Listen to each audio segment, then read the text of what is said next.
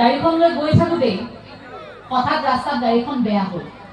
গাড়ীখন বেয়া হ'ল, পুলিচে দেখিছে ইঞ্জিনটোৰ পৰা ধোঁৱা ওলাই আছে। ধোঁৱা ওলাইছে, কিয় ধোঁৱা ওলাইছে? লগে লগে তেওঁ চাইছে কিবা কিবি ঠিক কৰিব পাৰি নেকি, যিহেতু মেকানিকেল ইঞ্জিনিয়াৰ।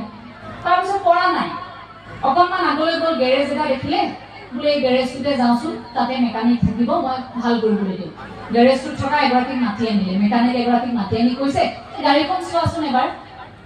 তেখেতেও চাইছে গাড়ীখন চাইছে, গাড়ীখন ধোঁৱা ওলাইছে।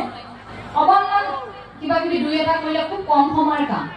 আৰু তাৰ পাছতেই গাড়ীখনৰ সেই ইঞ্জিনটোৰ ওচৰতে এটা প্ৰচণ্ড জোৰত গুৰ মাৰিছে।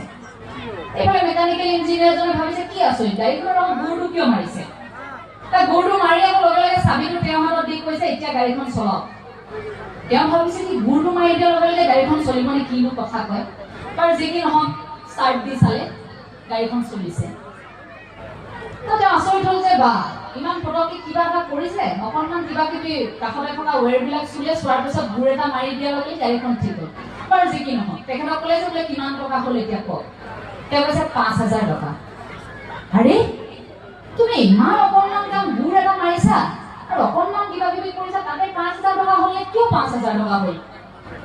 তেতিয়া সেই মেকানিকজনে কৈছে বোলে ৫,০০০ টকা কিয় হ'ল শুনক, মই আপোনাৰ গাড়ীখন ভাল কৰাৰ বাবদ ১০০ টকাহে লৈছোঁ, বাকী ৪,৯০০ টকা এই গুৰটোৰ বাবে লৈছোঁ।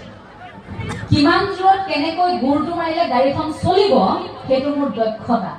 সেই দক্ষতাক মই মসৃণ কৰি ৰাখিছোঁ, যাৰ বাবে মই আপোনাক ডিমাণ্ড কৰিব পাৰিছোঁ যে মই ৪,৯০০ টকা মই সেইটো কাৰণে লৈছোঁ, আৰু ১০০ টকা আপোনাক গাড়ীখন ভাল কৰাৰ বাবে টোটেল ৫,০০০ টকা হ'ল সৰ্বমুঠ। এতিয়া ৫,০০০ টকা দিয়ক আৰু গাড়ীখন লৈ যাওক।